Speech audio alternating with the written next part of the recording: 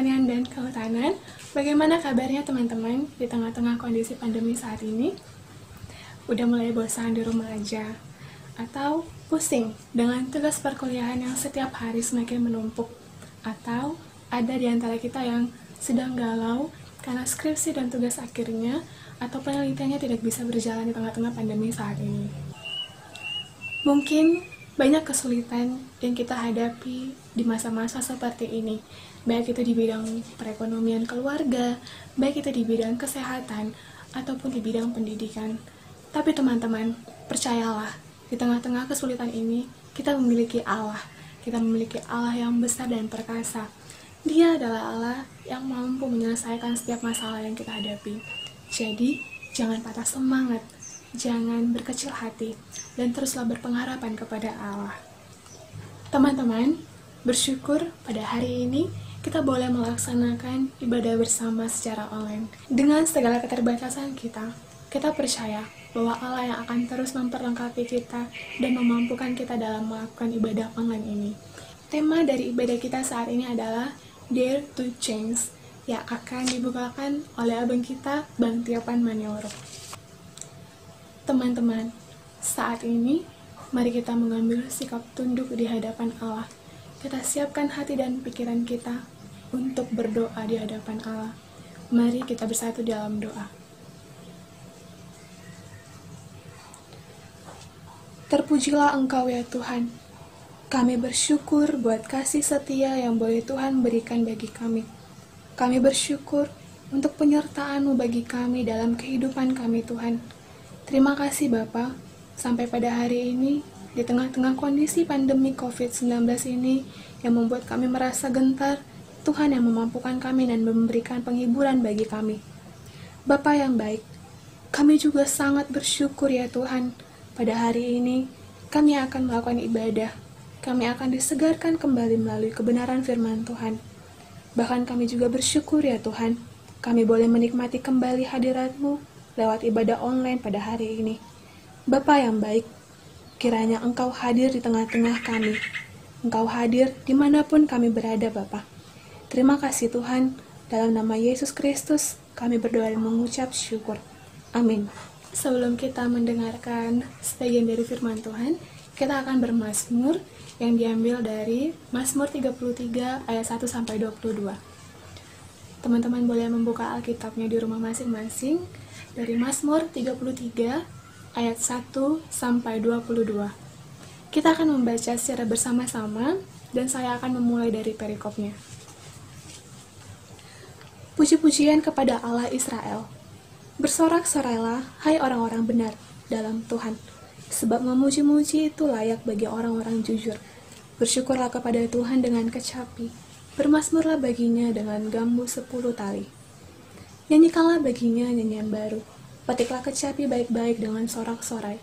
Sebab firman Tuhan itu benar, segala sesuatu dikerjakannya dengan kesetiaan. Ia senang kepada keadilan dan hukum.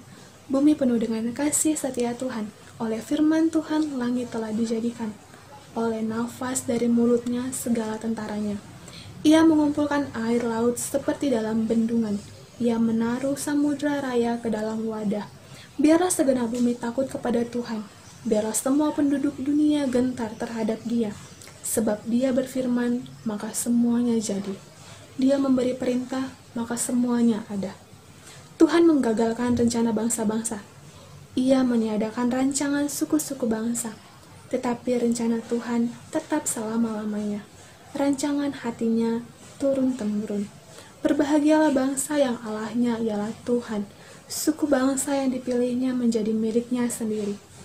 Tuhan memandang dari surga, Ia melihat semua anak manusia dari tempat kediamannya. Ia menilik semua penduduk bumi. Dia yang membentuk hati mereka sekalian, yang memperhatikan segala pekerjaan mereka. Seorang raja tidak akan selamat oleh besarnya kuasa. Seorang pahlawan tidak akan tertolong oleh besarnya kekuatan. Kuda adalah harapan sia-sia untuk mencapai kemenangan, yang sekalipun besar ketangkasannya tidak dapat memberi keluputan.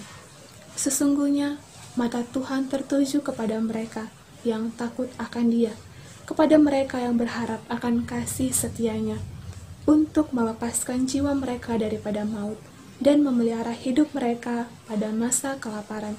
Jiwa kita menanti-nantikan Tuhan, Dialah penolong kita dan perisai kita.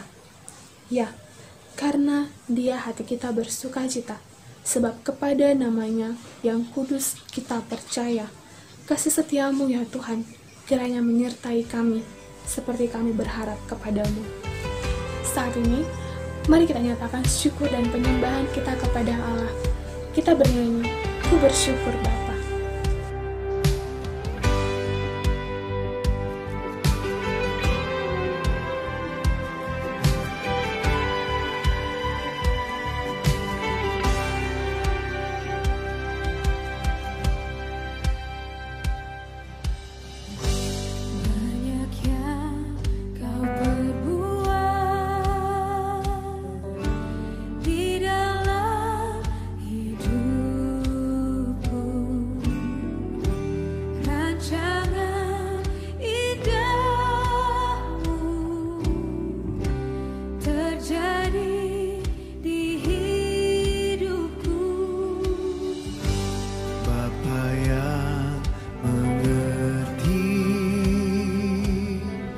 Segala yang ku perlu,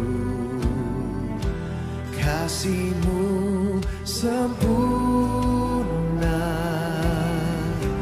nyata dalam hidupku.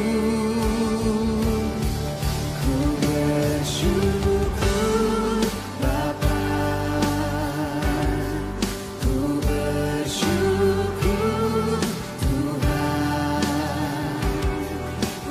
kasih setia-Mu di dalam hidupku. Ku bersyukur, ku bersyukur Bapa, ku bersyukur Tuhan,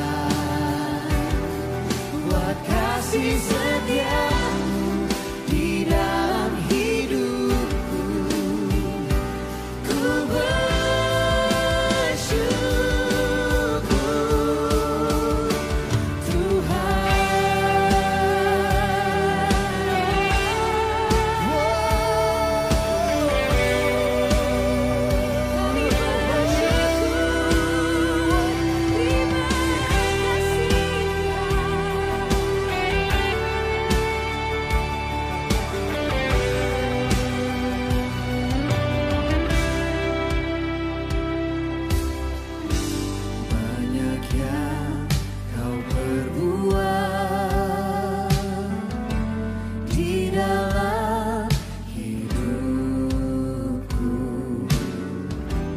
rancangan indah-Mu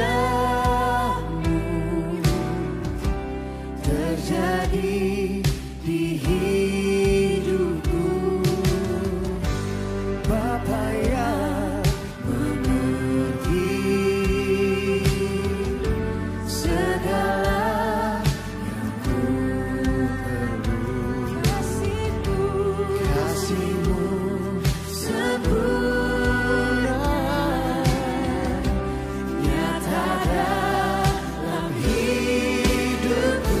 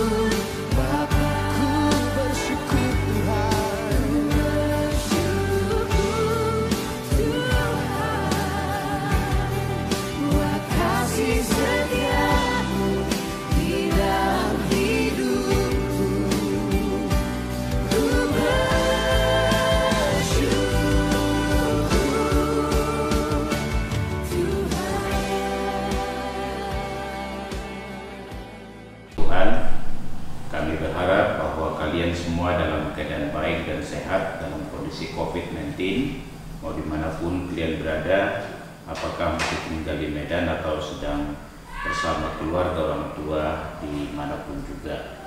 Hari ini kita akan membahas satu topik yang diberikan oleh koordinasi, itu yang berjudul dengan Dare to Change, berani untuk berubah. Sebelum kita membahasnya, mari kita bersatu dalam doa. Bapa di surga, kami akan belajar firman-Mu, khususnya dengan tema keberanian untuk berubah. Mohon Tuhan menolong kami melalui Roh-Mu, mengerti firman-Mu, dan memberikan kami kekuatan untuk menaati, melakukan kebenaran firman-Mu, sehingga perubahan betul-betul terjadi di dalam diri kami menurut standar kebenaran firman-Mu. Dalam nama Tuhan Yesus. Amin. Baik, firman Tuhan bagi kita hari ini, saya akan baca dari Roma pasal 12 ayat 1 sampai ayat yang kedua.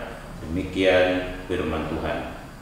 Karena itu saudara-saudara, demi kemurahan Allah, aku menasihatkan kamu supaya kamu mempersembahkan tubuhmu sebagai persembahan yang hidup, yang kudus dan yang berkenan kepada Allah. Itu adalah ibadahmu yang sejati. Janganlah kamu menjadi serupa dengan dunia ini, tetapi berubahlah oleh pembaharuan budimu, sehingga kamu dapat membedakan manakah kehendak Allah, apa yang baik, yang berkenan kepada Allah, dan yang sempurna. Kalau kita perhatikan kitab Roma ini terbagi dua sebenarnya. Roma pasal 1 sampai Roma pasal 11 banyak berbicara secara doktrin, secara teologi. Dan pasal 12 sampai akhir dari kitab Roma berbicara tentang etika atau praktika hidup sebagai orang yang ditebus oleh Allah.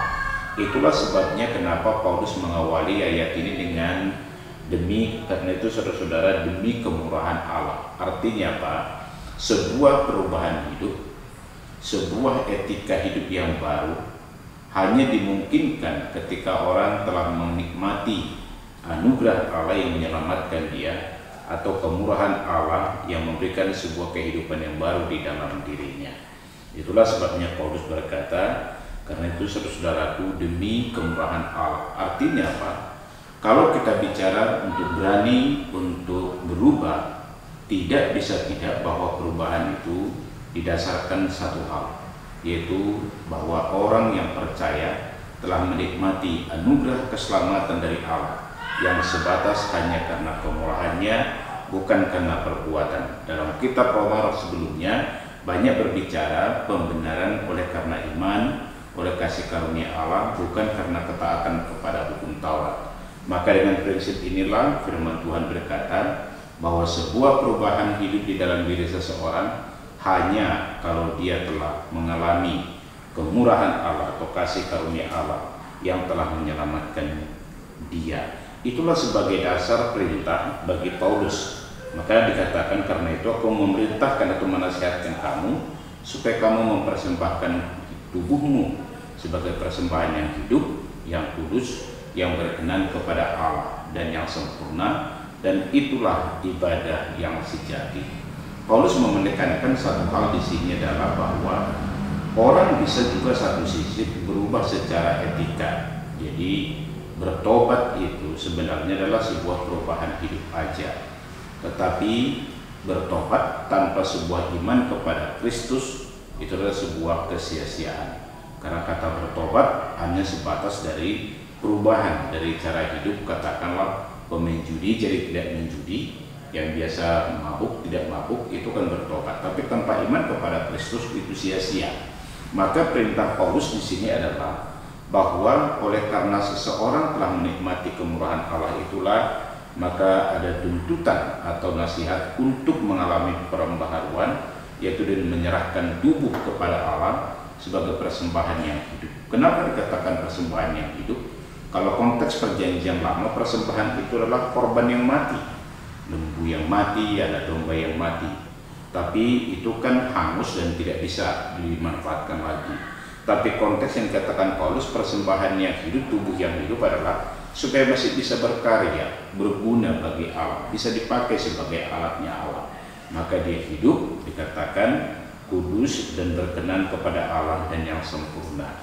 Dan kalau kita perhatikan di sini ada satu hal lain adalah bahwa penekanan Paulus bukan soal ritual, tapi penekanan kebenaran firman Tuhan adalah soal spiritual. Makanya katakan ibadah yang sejati. Jadi ibadah yang sejati bukan sebatas orang ikut persekutuan atau ibadah gereja atau KTB atau pengisian. Tetapi ibadah yang sejati itu adalah bahwa sebuah kehidupan yang hidup yang dipersembahkan kepada Allah, itulah kehidupan yang hidup, yang kudus, berkenan kepada Allah. Artinya apa? Ada kesejajaran antara ritual ibadah dengan spiritual. Jadi ibadah yang sejati itu adalah sebuah kehidupan hidup, sebuah kehidupan yang sungguh-sungguh berubah. Itulah sebabnya dikatakan betapa penting kita mengalami perubahan atau berani untuk berubah. Maka penekanan kita bukan soal berani berubahnya, tapi berubahnya karena apa dan berubahnya dalam bentuk apa. Kalau soal berani, orang bisa saja berani buat berubah tapi berubah aneh-aneh, tapi bukan demikian. Maka perubahan itu ada paradigmanya, ada ukurannya, yaitu standarnya sempurna sesuai dengan kehendak Allah. Maka lahirlah di dalam ayat 2 sebuah perintah, persembahkanlah tubuhmu. Di dalam ayat 1 maka dikatakan ada hal yang kedua di dalam ayat ini, yaitu apa? Jangan kamu menjadi serupa dengan dunia ini, tetapi berubahlah oleh pembaharuan akal budimu. Jadi ada sebuah perintah untuk berbeda dengan dunia. Jadi kita hidup di dunia tapi tidak serupa dengan dunia. Ya, artinya tidak serupa dengan cara hidup pola dunia. Itu yang dikatakan di sini, bahwa kita di dunia tapi tidak mengikuti pola hidup dunia ini. Itulah perubahan yang dimintakan oleh Tuhan pada bagian ini menurut firman Tuhan ini kepada kita. Dan kalau kita perhatikan pada bagian ini dikatakan tidak menjadi serupa dengan dunia, tetapi berubahlah oleh pembaharuan akal budimu. Ini kan menimbulkan pertanyaan lagi nih, bahwa di dalam hal perubahan itu salah satu yang penting adalah mendasar adalah pembaharuan akal budi. Bahwa kenapa pembaharuan akal budi? Yaitu kalau dikatakan dalam terjemahan NIV disebutkan dengan bahwa kamu mengalami pembaharuan di dalam pola fikirmu, itu dikatakan dalam NIV. Ya, jadi kalau dalam hal ini adalah prinsipnya cara kita berpikir akan menentukan cara kita hidup. Maka cara pola pikir yang dulunya sebelum kenal Tuhan itu yang pertama diubah, karena itu berbicara soal nilai hidup, soal ambisi, soal etika, soal apa yang bernilai bagi kita. Maka Paulus menekankan di sini supaya mengalami pembaharuan di dalam akal budi, sehingga dikatakan kita bisa mengetahui dan mengerti apa itu kehendak Allah dan yang benar dan yang sempurna. Itu yang kalau kita perhatikan pada bagian ini. Karena itu saudara yang dikasih oleh Tuhan, kalau kita berbicara bahwa dare to change, bahwa berani untuk berubah, didasarkan karena mengalami perjumpaan pribadi dengan Tuhan, menikmati anugerah Allah. Baru yang kedua, itu mendorong kita untuk mempersembahkan tubuh kita sebagai persembahan yang hidup, yang kudus, berkenan. Dan yang ketiga, ada perintah dari firman Tuhan bahwa kita harus berbeda atau tidak menjadi serupa dengan dunia, tapi berubah dengan pembaharuan akal budi kita sebagai orang yang telah percaya. Karena itu pertanyaan bagi kita berikutnya adalah bahwa dorongan atau keberanian untuk berubah itu muncul dari dalam diri kita, itu muncul dari hati kita. Apa yang saya maksudkan di sini adalah ini yang disebut dengan inner drive, yaitu apa? Dorongan dari dalam diri kita. Bahwa dorongan itu untuk berubah bukan karena tekanan, meskipun kadang ada pentingnya orang mendorong kita untuk berubah dari pola hidup yang lama, dari cara hidup yang lama.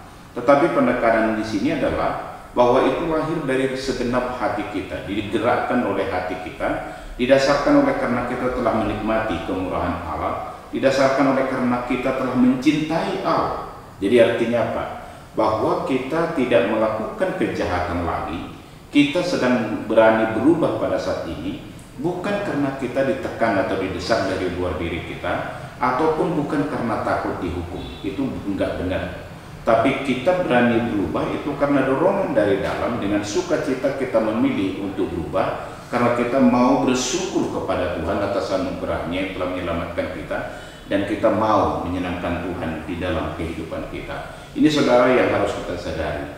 Ada banyak orang terpaksa tanda kutip untuk berubah karena bukan lahir dari dirinya. Dan ada banyak orang tidak melakukan kejahatan hanya sebatas karena dia takut dihukum atau akibatnya. Tapi yang benar adalah bahwa ketika kita berubah di dalam kehidupan kita, itu lahir dari hati kita, bukan karena tekanan, meskipun kadang perlu dorongan dari senior, dari orang dekat dengan kita, tapi lahir dari dalam diri, sehingga kita tidak terpaksa untuk tidak melakukan kejahatan.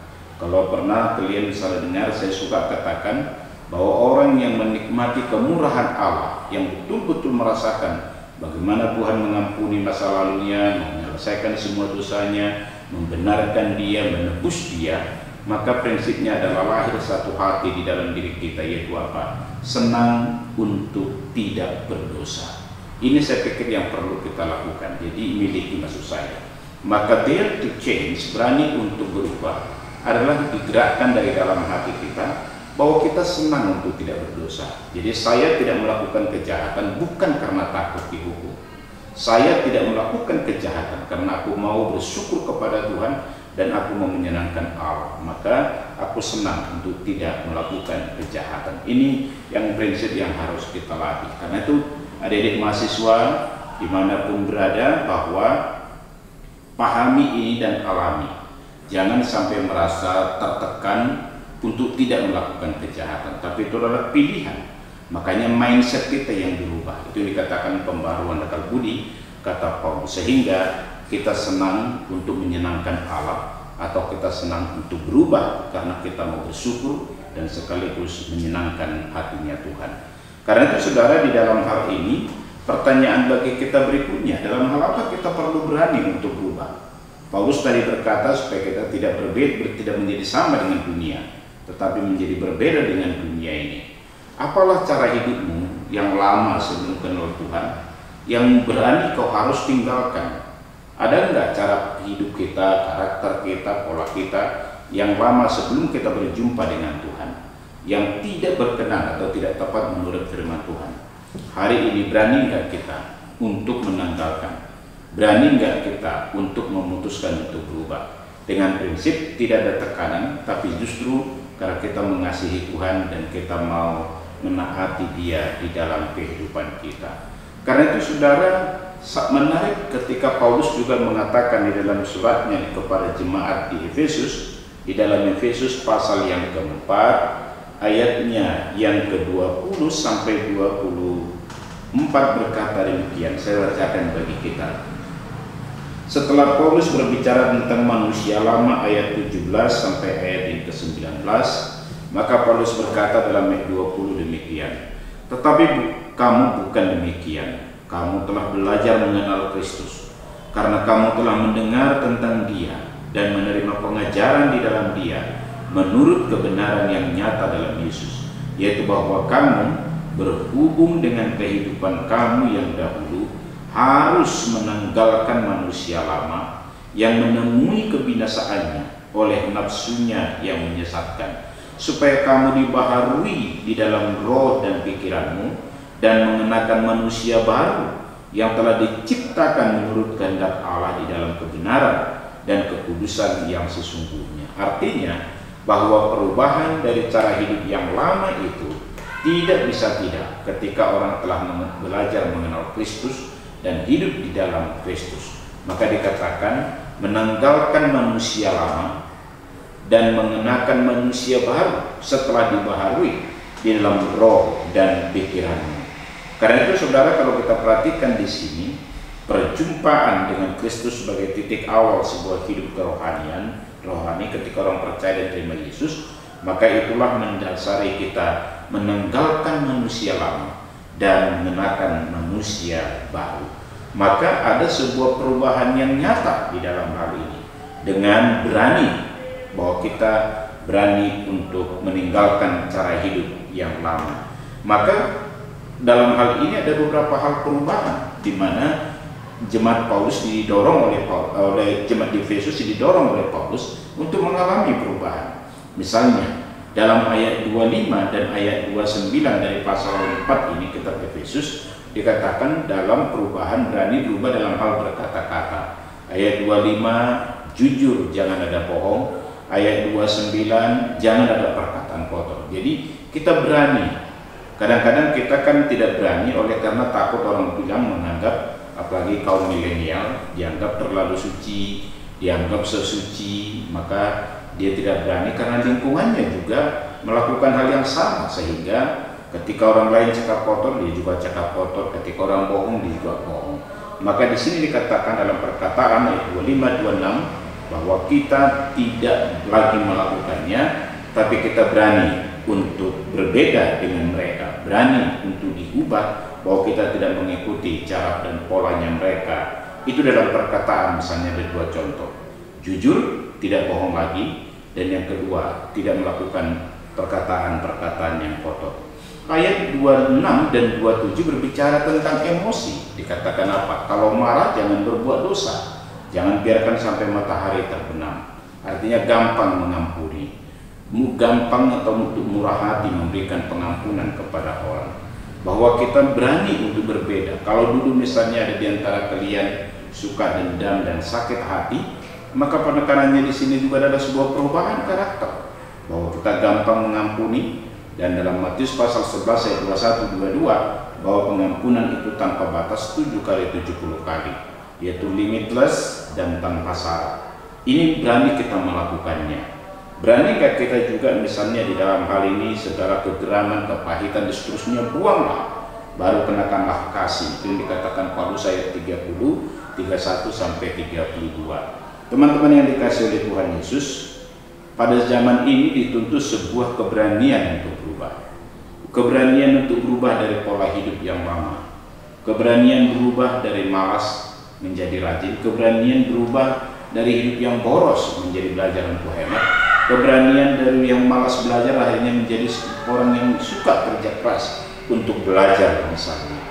Makanya kalau kita perhatikan, maka Paulus seringkali memakai kata-kata yang sangat sarkastik juga. Misalnya di dalam Kolose pasal 3 ayat yang kelima, Paulus mengatakan matikanlah di dalam dirimu.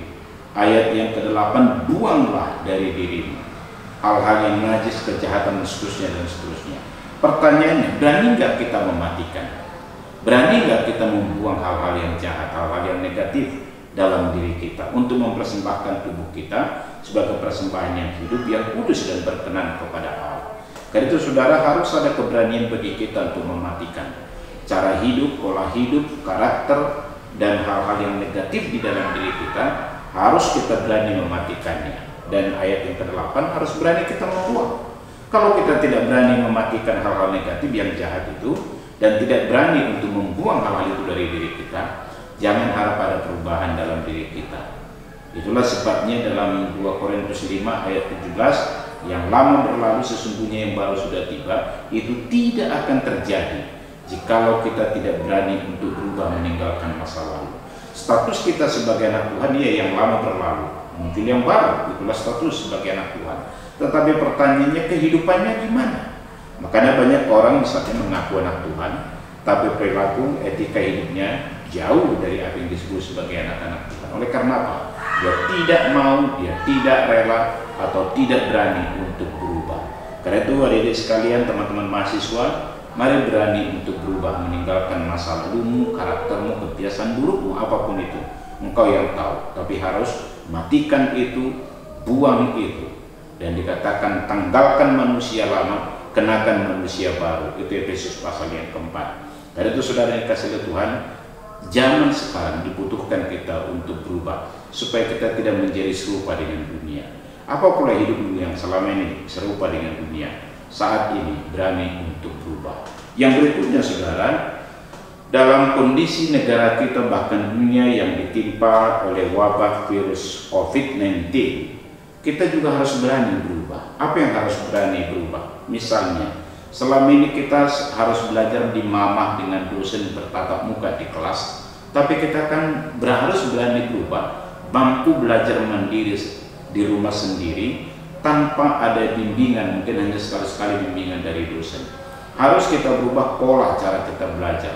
Sekarang kita tanpa perpustakaan, dan sekarang kita bisa mengaksesnya dari internet. Sekarang kita harus berani juga berubah pola hidup kita, lifestyle kita. Yang biasa misalnya living cost kita sekian, barangkali dengan kondisi ekonomi yang sulit saat ini, orang tua kita, orang tua kalian mengalami kesulitan ekonomi, maka living cost kalian juga mungkin dipotong atau di-cut. Kita harus berani untuk berubah. Jadi artinya apa? Bukan kita tertekan oleh kondisi COVID-19 ini, tapi kondisi COVID-19 ini justru membuat kita mampu berubah dan berani untuk berubah supaya kita bisa survive, supaya kita tetap bisa hidup, bisa bertahan, dan bisa tetap berkarya. Jadi kalian sebagai mahasiswa pun bukan akhirnya kualitas kalian dalam ilmu berkurang, ya. Jadi tuntutan studi jangan direduksi, tuntutan ilmu nggak boleh dikurangi. Akhirnya COVID-19 ini mengurangi kualitas ilmu kalian? Oh tidak, itu merugikan kalian suatu saat. Tapi justru dalam kondisi seperti ini kita pun harus berani berubah. Apa yang berubah? Cara belajar kita. Apa yang berubah? Pola kita, tempat dan situasi kita. Apa yang berubah? Kondisi ekonomi kita. Apa yang berubah? Bahwa kita mungkin kalian yang biasa di lab mungkin nggak bisa di lab sekarang ini, tapi tetap juga kalian melakukan ada cara tertentu yang bisa kalian kreatif, ya, berinovasi supaya kalian bisa tetap memiliki ilmu sebagai seorang sarjana pertanian. Ini yang harus kalian pikirkan bersama-sama. Artinya apa? Dunia berubah, silakan. Dengan kondisi COVID-19, oke, itu tidak bisa kita hindari. Semua akan kena. Tapi apakah kita tertindas dalam keadaan ini atau kita survive dan kita mampu meresponinya sehingga kita bertahan dan bisa kita hidup dan maju. Saya berharap bahwa kalian sebagai mahasiswa, apakah kalian di kampung dengan orang tua, apakah kalian masih di kota belajar mandiri, justru kita berani berubah. Yang biasa belajar harus di mama, sekarang kita belajar mandiri. Yang biasa belajar diskusi kelompok face to face, hadapan-hadapan, kalian kelompok dengan media sosial. Dan juga yang biasa kita juga belajar diskusi kelompok mata kuliah, juga harus berani mandiri dalam memperlengkapi diri sendiri.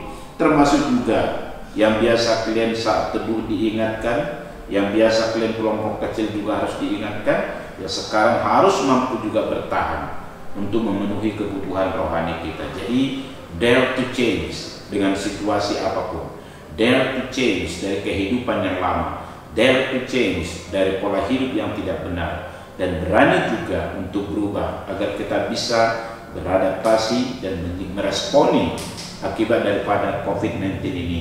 Semua kita survive. Kalian studinya bagus, kalian bertumbuh secara rohani dimanapun, saat teduh kalian tidak ada yang lupa, hafalan tetap lakukan, KTB melalui media sosial apakah Zoom atau Google Duo dan lain-lain silakan lakukan, bahwa kalian tetap berubah dan bertumbuh menjadi murid Kristus yang setia. Kiranya Tuhan memberkati kita senantiasa. Mari kita berdoa. Bapa di surga, biarlah Roh-Mu bekerja atas kami, supaya melalui kebenaran firman-Mu yang kami dengarkan saat ini, kami kembali merenungkan anugerah-Mu yang sempurna yang telah menyelamatkan kami. Dengan kemurahan-Mu di dalam Kristus Yesus yang telah mati di kayu salib dan bangkit untuk kami, itu membuat sebuah kehidupan yang baru kepada kami. Tapi juga kami harus berani berubah dari cara hidup yang lama, pola hidup yang lama, karakter yang lama yang tidak berkenan, dan kami mempersembahkan hidup kami sebagai persembahan yang hidup, yang kudus, berkenan kepada-Mu ya Bapa. Dan tolong kami Tuhan, kalau kami tidak berani untuk berubah, kami tidak pernah bisa berbeda dengan dunia. Hanya satu hal, bahwa kami harus berbeda dengan dunia, dan untuk itu harus kami berani berubah ya Tuhan. Kami berubah bukan karena tekanan, bukan karena dorongan meskipun itu ada kalanya perlu, tapi karena kami mengasihi Tuhan, mensyukuri rahmat-Mu, anugerah-Mu, dan kami mau menyenangkan Engkau. Maka adalah pilihan hati kami dengan sukacita untuk berubah, meninggalkan cara hidup yang lama, mematikan kedagingan, dan juga membuang hal-hal yang jahat untuk mengenakan manusia baru dengan karakter yang baru, yang standar dengan kebenaran firman-Mu. Dalam kondisi wabah COVID-19 ini, Kami juga memohon kepadamu supaya Engkau menolong kami bertahan. Selain kami bertahan, kami juga mampu menyikapinya, dan kami pun anak-anak mahasiswa berani untuk berubah. Berani untuk berubah karena kondisi ekonomi, berani berubah dalam kondisi dan cara belajar, berani berubah untuk menyikapi keadaan ini, bahwa kami semua survive, kami semua bertahan, kami semua mampu menghadapinya dan menjadi orang yang menang bersama dengan Tuhan. Kiranya Engkau menolong kami, anak-anak mahasiswa yang masa COVID-19 ini dimanapun, tolong Tuhan supaya menyikapi, berinovasi, supaya mereka tetap berkualitas di dalam ilmu, tetapi bertumbuh secara rohani, dan mereka bermisi dan jadi berkat di tengah-tengah keluarga masing-masing dalam nama Tuhan Yesus. Amin. Teman-teman, kondisi dunia saat ini sedang tidak baik-baik saja. Dengan adanya wabah COVID-19 mengharuskan kita untuk diam di rumah, mengharuskan kita untuk kuliah di rumah. Mungkin selama ini kita merasa nyaman dengan kuliah yang terus disediakan atau difasilitasi oleh kampus. Tapi saat ini kita dituntut untuk berubah, yaitu belajar mandiri dan memperoleh informasi secara mandiri. Atau bahkan selama ini kita nyaman dengan kehidupan yang tidak memperhatikan kesehatan, tidak memperhatikan kebersihan. Saat ini kita dituntut untuk berubah untuk belajar menjaga kebersihan dan pola hidup sehat. Semua untuk kebaikan kita, semua untuk kebaikan bangsa dan negara kita, agar wabah ini boleh segera mereda. Dear to change, yang dulunya kita hidup dalam keberdosaan, melalui kematian Yesus Kristus, kita memperoleh hidup baru. Apa yang harus kita lakukan? Mari kita menerima Yesus Kristus sebagai Tuhan dan Juru Selamat pribadi kita. Dan di dalam Yesus Kristus, kita memperoleh pengharapan yang baru. Terima kasih untuk teman-teman yang telah bergabung dan mengisikan waktu untuk mengikuti ibadah online hari ini. Kiranya setiap firman yang telah kita dengar dan yang telah dibagikan oleh Bang Tiopan menjadi kekuatan baru kepada kita untuk melalui hari-hari kita. Terima kasih. Shalom. Tuhan Yesus memberkati.